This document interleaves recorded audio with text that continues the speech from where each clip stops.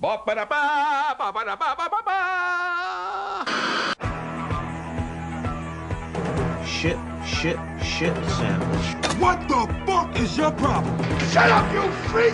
Thanks, I needed that. Welcome to the real world. Howdy, partner. Don't be too proud of this technological terror you've constructed. You are the leading asshole in the state. Bitch, please.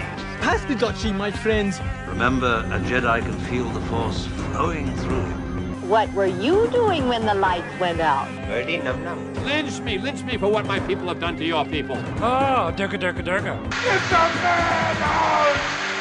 A madhouse! Warning, if you want your asses blown out, stay in the room. Hello, and welcome to Dave and Shecky's Groovy Boob Tube Review. I'm Dave. And I'm Shecky. In our podcast, what we like to do is review movies that are available to you on the boob tube, your television, in the comfort of your own home. Whether we're watching pay-per-view or getting something from our Netflix queue or seeing something maybe on HBO that catches our eye. But this week, it's a little different. This week, a movie came out on DVD that I absolutely had to own. And so Dave ran out and got for me a copy of...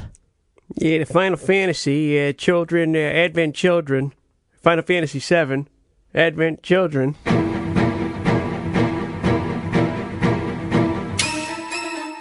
Indeed. So this, I am, I'm not like the biggest gamer girl ever in the world, but I do like RPG games, and I do really tend to stick with Square Enix's stuff.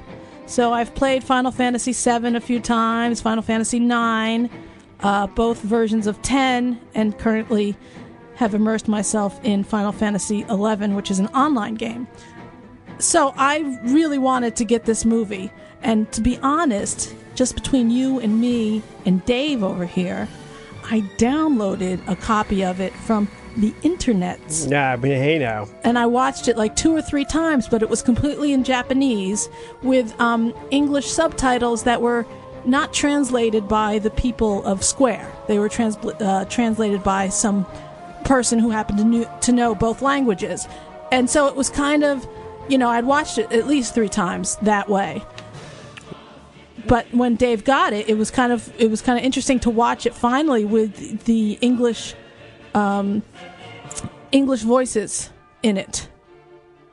What, you were about to say something? I saw it. Who are these people of Square you speak of? Square Enix is the company that makes Final Fantasy and made that movie. I thought you were speaking in code. I am speaking in code. People of Square. People of Square Enix. And gamer people call them Squeenix. That's like the hip term. Oh, Jesus. Hey, Squeenix. Oh, jeez. So, we got the movie, and it was my week to pick, so this is what we watched. Right off the bat, it's animated, just in case you don't know. And if you don't play the game, this Final Fantasy VII was the most popular Final Fantasy game ever in the history of Final Fantasy games. And this was a game made for the PlayStation 1. So the graphics are little bit graphics, and still it manages to be the hottest selling Final Fantasy game. And it's not so much the graphics as it is the story. The story in the game has just really it revolutionized RPGs for that time anyway. I mean, this is a game that there's a Japanese magazine called Famitsu, and as of last year, they voted it the second favorite game of all times in the top 100 favorite games. So, I mean, it's really a popular game out there. Is that here too? Well, this is Japan. There's a website called Game FAQ. That's I believe an American site, and its users voted Final Fantasy VII as the best game ever. So, it's a popular game, and again, not for the graphics, for the story. So the movie Final Fantasy VII Advent Children takes place 2 years after the game ends. So, and it's, like I said, it's animated. So, Dave, tell me what your thoughts are. It's very good animation. Okay, good night. Very good animation. And, I don't know. I'm not sure where to begin. Well, the main character in the game and in this movie is Cloud Strife. And at the end of the game, he had lost a girl that he had loved and a best friend, and so 2 years on, he's feeling guilty about that, and so he's kind of a loner and isn't really a happy-go-lucky kind of fella. It's very hard to follow this movie. I don't understand it very well, and if I didn't understand more about Japanese culture, it's very abstract. It's an abstract movie. It's definitely not a little kid. This is an animated action movie. The thing is, there's so many things that I just don't understand. Like, I didn't understand. Like until what? I read about it afterwards. Right. Like, I just don't know where to begin. That's what I'm saying. It's just like, it's so out there. It's like some kind of dream or something. It's some Japanese person's dream or something. Well, it is Final Fantasy, so it is a fantasy. But I like the movie, but it's out there, and it doesn't actually make sense. It doesn't come. It just they got to fill in too much with me reading about it.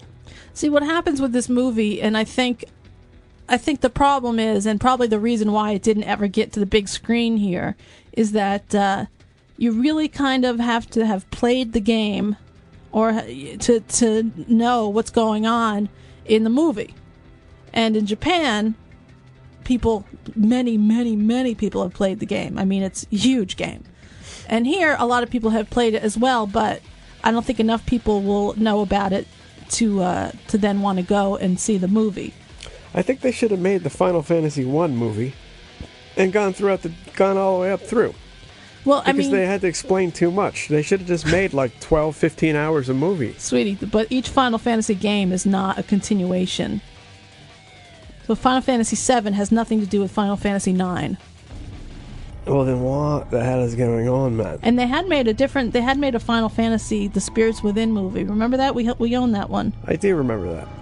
And that has nothing to do with anything. Let me get on to the positive side of it. Now, the animation was amazing. And there were some cool themes in it, in terms of how they view culture and their outlook on like spirit life and stuff. And the planet, and how the planet is a living entity. Yeah. That's something that's constant in, as far as I know, in every Final Fantasy game I've played. Now, why did he say he had to make up for his sins? What the hell was that? The whole time, the Cloud guy is like, he's trying to do something. He's like, I feel like I have to. He was saying something like he was. Well, he feels guilty because Aerith and Zack died in the movie. Aerith and Zack. Aerith was the ancient, and he feels. I guess he feels responsible for their deaths. Also, before the game starts, he actually was a soldier. He was actually working for Shinra, which is the huge electric company that pretty much owns everything in the Final Fantasy VII world. Yeah, this should be books. They're really that's the thing with this game, is that it was so complicated and so in depth, and the story was so, was really a story. It wasn't just some like little crappy plot. I mean, it was a thing. It's crazy stuff. But the good thing about the DVD, and this is probably, I think they did that to help people to understand, on the same disc as the movie, there's also a half-hour recap of the game with the game graphics, which is funny to see because the game graphics are nothing compared to this movie. I mean, even while I was watching it in Japanese, with just hearing the Japanese voices, it didn't matter because this movie is the most beautiful movie I've ever seen. I mean, it puts the Pixar stuff and Shrek and all those other animated films to shame, I think. Or am I just being biased? I wasn't so head over heels for the whole thing. I like it, but to me, it seemed like one fight and chase scene after another. All it was fighting and chasing. It was like, I don't know. It was like some kind of insanity. It was like the French Connection Japanese animation style without the drugs. It was good, but I don't like Japanese anime. I can't stand that stuff. But it's not cartoon. It's exactly. It's like computer graphics. This wasn't really like that, except for the faces of the characters and the way they looked. They were kind of animated up.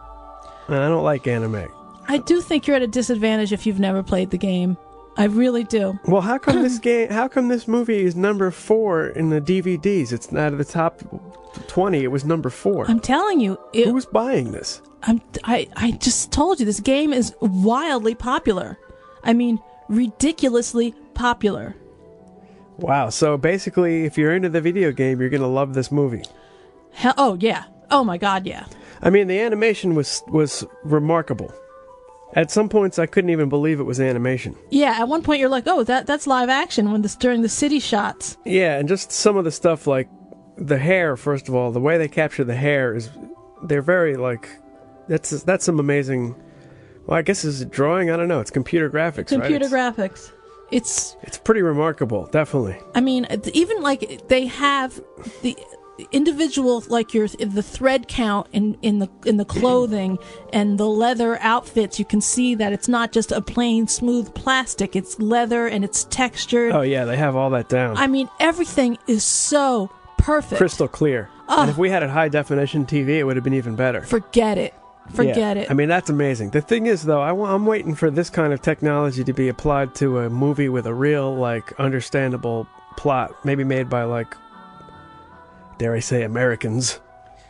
Don't say Americans. But something like that. Something like, like with like a well-made movie. This movie is. See, I think it really is. It assumes that you're like, I don't know. Well, it assumes you know too much or something. If you've never played the game, then if you get this DVD, because I think if you like animation or computer graphic type things, I think you will love it, especially if you have an HD. But there on the disc it's called Reminiscence of FF7, and what it does is it just fast tracks through the game. It's only 25 minutes long, but it gives you an idea of what went on in the game. But for anybody who's played one of these Final Fantasy games, you know that the 25 minutes does not. I mean, I played Final Fantasy games, and you can spend 60, 70 hours or more, depending on how much time you spend in each area. So 25 minutes is a very brief, a brief summary, but it's interesting to see how it looked. And the summary, it kind of should be a little bit longer, because what it is it's the game with it has Japanese subtitles on it, and it has the American or the English subtitles on it, but they go by so fast, you really have to like be reading them quickly, and it's kind of hard to do that for 25 minutes. But I could see where if you had never played the game, you would struggle a bit with the movie, because in the game, they're using magic, and they can summon things, and the three of the villain type characters were in this game, and one of them, Kadaj, is a summoner, but they don't really say that he's a summoner. But if you've played Final Fantasy, you know he is, and he'll raise his hand, and then he'll summon these beasts to come and fight. And Dave's like, where did they come from? What is he doing? How does he do that?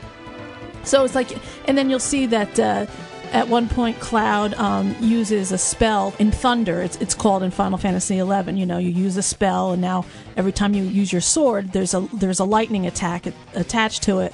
So there's stuff that they made it very subtle in the movie, which was very cool for me. but stuff that Dave had no idea, why is this happening, or who's that person, and it was kind of, I could see that you were kind of struggling with it, and even though it is absolutely beautiful, it is so fast-paced that it's very hard to keep up with it if you have no idea what's going on. It's true. The characters were very androgynous. They're all like man-women. You didn't think that really? I think the men always look a little on the effeminate side, but I think the women look very, I think they look beautiful. The kids looked androgynous. There's too much stuff that I couldn't understand. This is all very vague. At one point, their eyes are snake eyes. At another point, they have clear eyes. What the hell? Can't they explain that to me a little better? They kind of did. It was the... Kind of did. That's like a fortune cookie. They explained it. You have a gleam in your eye. That faraway gleam. They don't talk like that. What the fuck is that? That's not nice. They did not talk like that. That's... If they could, they would. What do you mean if they could, they would? They wanted to talk like that. No. They wanted to. No, they didn't. But, yeah, well, because they have this disease. Oh, what? Oh, in the translation, when it said, when he was picking up the phone in the recap at the end, and he goes, hi. And it goes, hello. He doesn't say hello when he goes hi. That's yes. Hi is yes, not hello. Well, it's still... You don't translate to hello when it's hi is yes. Hi. What else did they mistake on in the translation? If I picked up on that one little thing. Wait, so in Japan, hi means yes. Yes, it does not mean hello. Hi. But that's how they answer the phone there? That's true. But they don't go hello. They go yes. Yeah, well, we say hello. Don't translate. Yeah, we also have a word for yes. It's yes. But the translation can't be literal all the time. Well, I'm saying if that is off, what else is off? In the translation. It's not off. It's just... It can't be translated. Do you know that Japanese people don't have any irony? They don't even have irony. There's no such thing as irony in Japan. I don't know what you mean by that. What do you mean there's no such thing as irony? Look, if there's any irony in Japan, it's because they learned it from America and they brought it over there. It's like, McDonald's. It's not... Irony and sarcasm is not from Japan. They don't do that. There's some sarcasm in this... That's some American influence. That's not a Japan trait. Really? They don't understand, like, oh, nice going. They don't understand that. They're like, oh, thanks. Oh, really? They're like, no, nice going. No. They're like, oh, okay, thank you. No, idiot. I'm fucking making, it's like... Like if you said, good job, asshole? Well, asshole, they'd be like, why? But if you said, yeah, nice going. Oh, yeah, good move. Real beauty. Yeah, they'd be like, oh, really? Beautiful? Oh, okay. Or maybe this is just the Japanese people you know, Dave. No, I am told that there's no irony in Japan. What, you were told that, but who told you that? Did a Japanese guy tell you that? I believe so. No. I can't remember at this point where I heard that, but it's just like we take for granted like things like, sarcasm. Like, because basically it's like this, like me and my friends were so sarcastic and cynical, and I have friends from Japan who are like, they just didn't understand where we're coming from because they're not like that. They don't have that. How do they not have that? I don't know. It's just not part of them. It's not part of the way they see life. They don't have sarcasm? They don't, I don't understand that. Even little kids are sarcastic here. It's a bizarre concept. Anyway, can you point out any sarcasm in that movie? Maybe there was a little bit. I don't know. Maybe wait, irony and sarcasm are not really the same thing. No. But they kind of dwell upon the same sort of principles. Not principles, but they touch on similar ways of thinking. I think you're touched. I think you've touched on something over there. I dare you to find me a Japanese person who was sarcastic, who is not from America. A Japanese person who speaks only Japan. How would we know? If he was Japanese and only spoke Japanese, how would we know if he was a sarcastic guy? Well, we'd have to get another Japanese person who speaks English to tell us that's true. Nope, I don't have that over there. Well, let me just say this. If you're Japanese and you are listening to this show, Can you please confirm or deny Dave's out there? I'm not talking about a statement. Japanese person who's living in America whose ancestors live in America. I'm talking about a Japanese person fresh from Japan. No, but listen, Dave, if there's a Japanese guy out there or girl whose parents are from Japan, they would know. Yes. If they would know, and they'd be, And they can confirm whether or not chopsticks in the rice actually is an insult to the elders who are dead, because it means you're inferring that the bones have been dug up. Shut up! What? And the bones of your ancestors have been dug up from the ground if you leave your chopsticks in the rice at the meal. Oh, stop it! See, now I think you're making some things up. This is what I've been told. Who? But who? Who told you these things? People. I heard things. But how do you just hear that? Because I've had friends. I was in with the Japanese music people. I think they were fucking with you. I think they were being sarcastic fucks. I don't know about that. They could have been. They could have been doing that. But anyway, with the game, there was some problems with translation because, like you said, the cultures are so different. And in the Japanese games, they kind of assume that you know what a lot of the stuff that they know or think they know, or the lives they're living. And what was this? There was a whole gang of kids who wanted to kill the planet?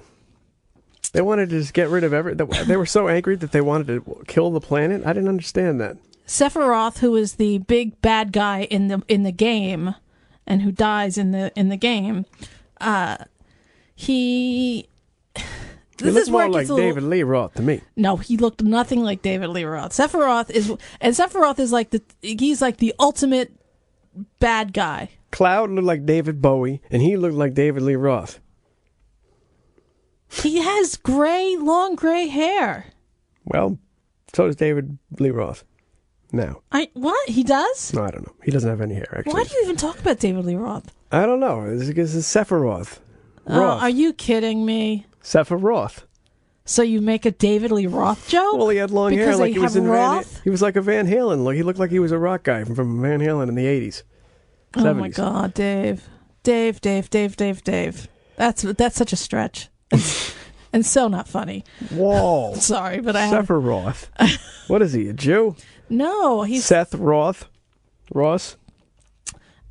Actually, I think I read somewhere that Sephiroth has some sort of tie to some sort of Kabbalah story or something. I'm not sure. A lot of that stuff was like kind of deep. It was like, it was like a... what am I trying to say? It was like a conspiracy theory or something. The thing is that the movie moves so fast from thing to thing. They kind of give you some information, and then there's fights and battles and chases, and that's the way the game is. There's a lot of fighting. That's what the game is about. You have some story, then you have a fight. You go through some more story and you have another fight, and that's what happens. And at the end, all those other people came. You saw those people, the guy Barrett with the gun as a hand. Like they just came out of nowhere to help him at the end. Yes. Fighting Bahamut and... Right. How'd they get there? They were all part of the original crew in the game. See, this movie starts and it's just really Cloud and Tifa Lockhart and Marlene. But these other people were always around in the game as well. That's why they kept calling him on the phone saying, hey, where are you, blah, blah, blah. And, yeah, that shit is all, I couldn't understand any of that stuff. Yeah, that they were his friends from before. I mean, don't get me wrong, this movie is entertaining. I was watching it the whole time. It was good. It was all good. It just, I couldn't understand any of it. I mean, if I were to take a quiz on this, I would have been completely lost. Right. I still liked it much more than Harry Potter. Yeah, well, it's not a kid's movie. It's much shorter than Harry Potter. I mean, I'm trying to... How long is this movie? It's 101 minutes, so it's an hour and 41 minutes. So, and Harry Potter was, almost 3 hours. Whoa. But it never stops. It never gets boring. The problem is you need to... There's a lot of themes going on there. Let's put it that way. There's a lot of themes, and most of them don't get thoroughly explained. For your liking. Like what? No, it's not that I didn't like it. No, but I'm just saying, if you knew maybe what was... Well, look, first of all, like that whole, like, life energy stream, that whole life force thing. The life stream? Yeah, and how you get dissolved back into it when you die and stuff. That, I don't know. I just didn't... That wasn't explained very well. It was explained okay, but I don't know. No, you know what? It was explained really well at the very beginning, but I think at that point in the movie, you're just settling in, and you weren't fully open to digesting everything. It's in the very beginning of the movie, all they show is the live stream, and the girl talks about it. Let me tell you this. They should have done like Star Wars does, and they should write it, and it should come written across the screen so you can read it and dissolve it that way. Absorb. Yeah, absorb it like some goddamn Alka-Seltzers in your brain. You got to get that stuff that needed to be that woman, and that woman's voice. She's so weak and timid. She's in the beginning. Yeah, it's like, a little girl. Exactly. Come She's on. Like 9. Let's get frickin' Tony Soprano in there to tell me what's going on. So you would like an animated Tony I need Soprano Syl with his asthma spray telling me what's up. Ma. You need Paulie Walnut saying exactly. Ma. Jesus. So what you didn't like about the movie was that you couldn't follow it? This is what I didn't like. There was so much going on that if I didn't have you to explain it, I would have been lost. Second, just too much fighting and chasing and big swords and not enough clarity in the plot. Other than that, it was a spectacular spectacle. So what would you give this movie on a 1 to 10? I'd have to give it a 7. Interesting. Because the animation's a 10. The animation and is the story's about a 5. All right. So it's about a 7. And it would have been a 7.5, but there's just too much of the same stuff over and over again. A lot of motorcycle fighting. The motorcycles, how amazing did they look? Very cool. The whole thing is cool. I liked it. I like the Japanese culture. I just don't like the anime. It's perverted, if you ask me. It's perverted stuff. What? The anime, they're all creepy. Creepy perverts. I think the porn anime is called hentai. That's what it's all about. All the other stuff is just to legitimize the porn. Really? Yeah, the creeps. Creepy Japanese. Anyway, one interesting thing about this, about the game that I found on Wikipedia was that the game was, this is from Wikipedia, by the way. The game was also noteworthy in that it was the first Final Fantasy game to be made for a Sony console, and as such avoided Nintendo of America's heavy censorship policy, allowing references to homosexuality, prostitution, and cross-dressing to remain. What? While such elements were not rare in Japanese role-playing games, they had previously been censored prior to release outside the Asian gaming market. I didn't see any of that. What are they talking about? This is the game. I'm talking about the game. This is the game. And there was none of that in the movie? No, there wasn't. But the game is it's very complicated, and the storyline. Are you telling me there was 6 games before Final Fantasy VII, all in Japan? Yeah, I mean... Which was the first one to come out in America? Oh, God. It's very weird because what happens was that they had them out there, and then they said, well, let's start with this one in America, and let's just change the name to Final Fantasy I, even though it's really Final Fantasy IV. Gotcha. So it got really weird and messed up, and I think eventually they renamed them properly. But they're good. They're really good games, and this game, again, it's the storyline that really hooked a lot of people. I mean, this wasn't the first Final Fantasy game I played, but I certainly played it after. What? How come one of the only things I recognized in this movie was the Moogle? What do you mean, how come that's the only thing you recognized? Carrying around a Moogle over there. The Moogle is, I think it's in almost every Final Fantasy game. It could be in every one. The only thing missing from this movie were chocobos. Uh-huh. The big yellow chickens that people ride. Yes. And that no talk of Gil. Gil is the monetary unit in the Final Fantasy games. Why, I don't know, but there was no mention of Gil. But there was like you saw the Moogle. They had a stuffed Moogle. Mm-hmm. Walking around with it. Yeah, like a stuffed animal. Yeah, there was like little hints of stuff. they had it was a lot of subtle stuff in there, and I really liked it. On a scale of 1 to 10, I would give it I'd have to give it a 9. A 10 for the graphics, like you said, and I'll give it an 8 for story. And that's because I could understand it. So that's why we're going to have to agree to disagree a little bit on the rating. Well, it's still pretty good. It's pretty good. I mean, it's if you have a high definition television, this is really the movie to just watch. Now, let me ask you something else. Yesterday, we were also kind of watching. I wanted to watch this movie on the Sci-Fi Channel because it had George Takei in it and Michael Dorn. Who the hell's he? That's Worf from Star Trek Next Generation. Worf, as in Worf Rat? No. So anyway, all day on Saturdays, I like to just put on the Sci-Fi Channel because they play the crappiest movies ever, and they're touting, okay, at 9:00 we're having a special premiere of our own movie, AI Assault, starring George Takei and Michael Dorn. So I was like, okay, George Takei's in it. I'm watching. I'm all for it. I make Dave sit down with me. We had to make sure the dogs were walked. We had eaten, and so we're sitting down to the movie.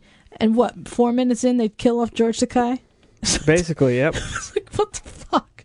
And then 2 minutes later, they kill off the other guy. Oh, Robert Picardo, who was the doctor from Star Trek Voyager. Oh, but dig this. They actually brought him back at the end for about 2 seconds. I saw that. They had kind of there was a horrible movie. It doesn't get any worse than that. The movie was really bad. Wait, what's that network? Sci-Fi. Yeah, it's got to go. No, I love Sci-Fi Channel. I love Stargate Atlantis and Stargate SG-1. Those got to move over to TNT, and let's get rid of the Sci-Fi Network entirely. Stop it. It's horrible. Stop it. So anyway, I'd rather have the Steven Seagal Network. That would be also equally hilarious. So did you watch the whole movie? I basically watched the whole movie, yeah. I had to, at the end, I just was like... unfucking believable. It was at 15 minutes to 10, or to 11 when it ended. I was just so bored with it. It was just so horrible that I just said, screw it, I don't care what happens at the end. How do you have a movie starring a guy who's fucking killed off in the first 2 minutes? Yeah! That's a joke. The whole thing's a joke. I would have gladly watched all 2 hours if George Takei was the hero of the movie. I'd rather have just George Takei talking. For 2 hours. Yeah, let's just have a conversation, with him. A conversation with George Takei would have been Robert much better. Picardo, whatever the hell the guy's name is. I love Robert Picardo. It'd be like My Dinner with George. Oh my God, that would be hilarious. What? George Strait. Oh no, see that? You went too far with that. You went too far with that. Oh, Jesus. But what happened at the end? Did they kill all the artificial intelligent robots? Oh, God. I think what happened at the end was I let the dogs out, and then they ran away, and I had to go out, so I missed the last 10 minutes. Okay, because I fell asleep 20 minutes before it ended. Shit, I missed the last 10 minutes. Well, who cared?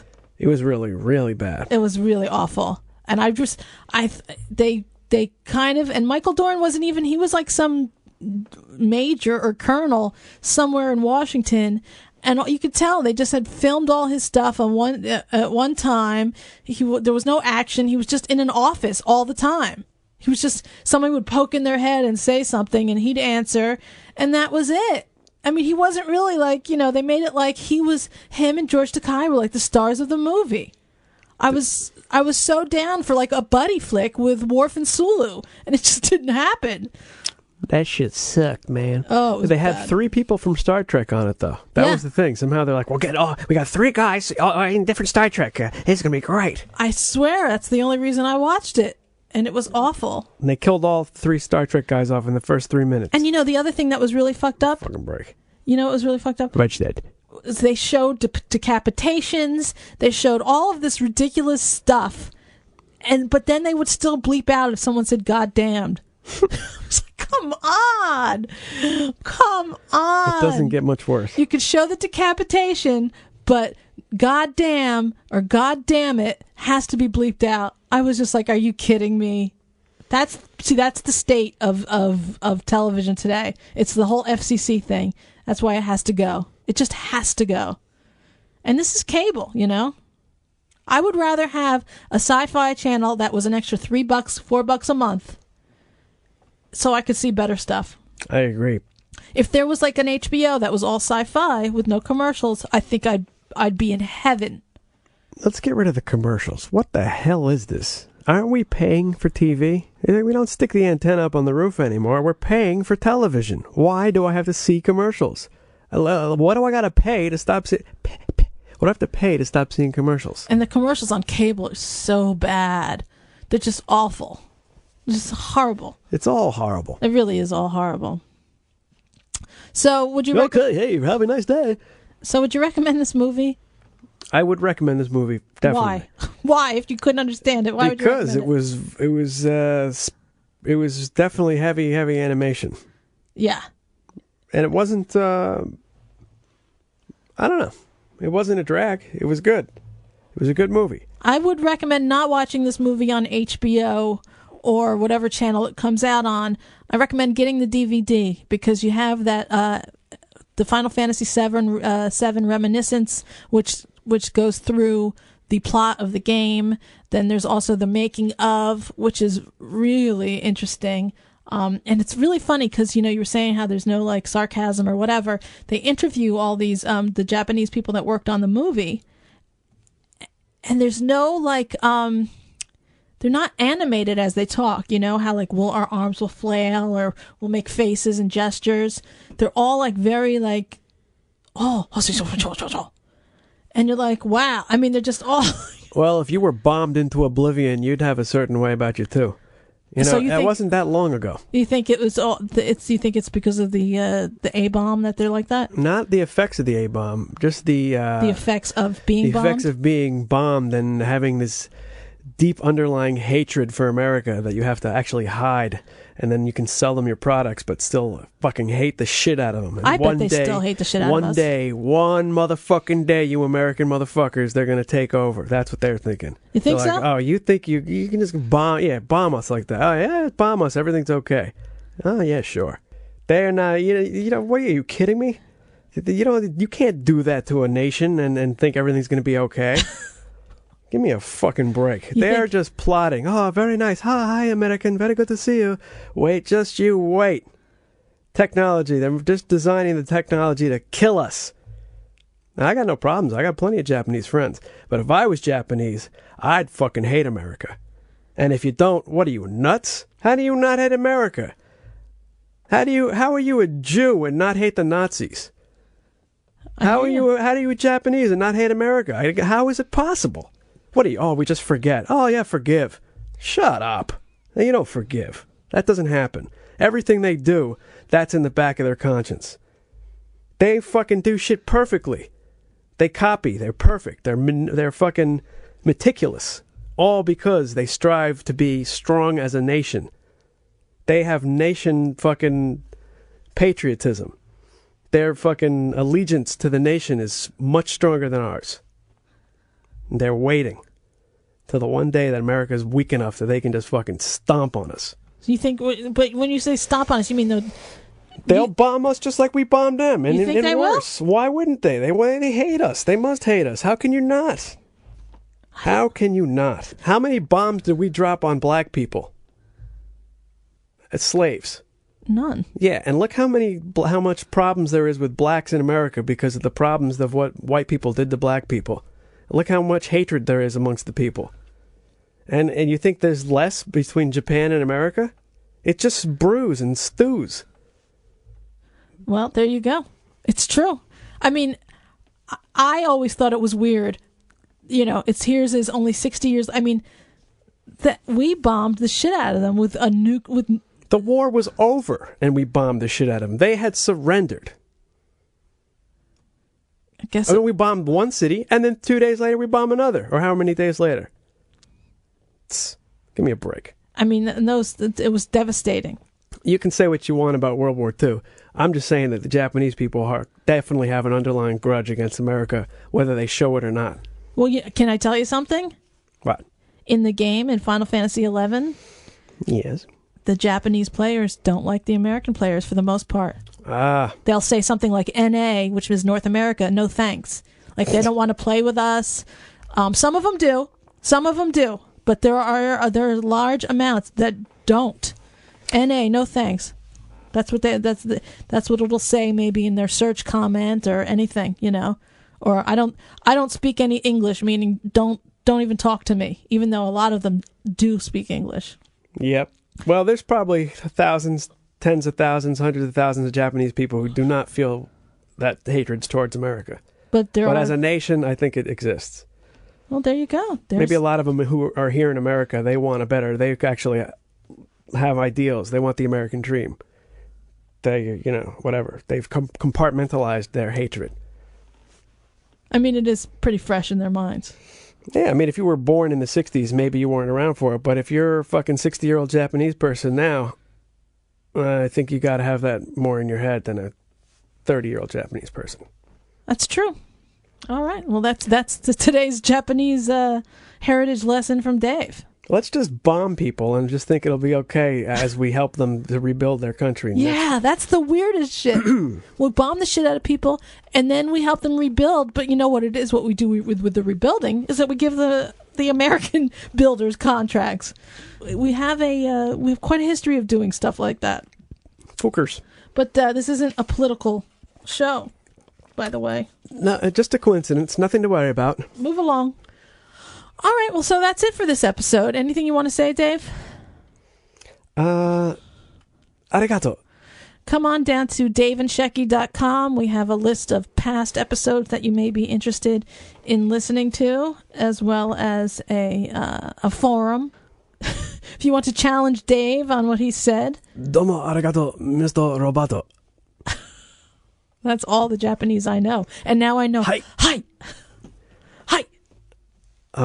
What else? See if I can think of another one for you. Hi. Let's answer our phone like that. Hi. Okay, that's all you know, because you're looking for something else, and you're...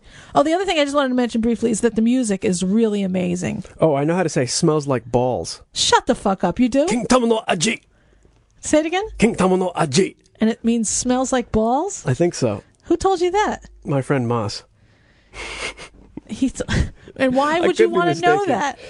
It either means balls or ass. I'm not sure. Well, they both are so close. It's true. Taint. Maybe it means taint. Smells like taint. It very well may. It may mean smells like taint. Alrighty, well, that's it for this week's edition. DaveandShecky.com is waiting for you to come by and visit. That's it, everybody. See you next week. Sayonara.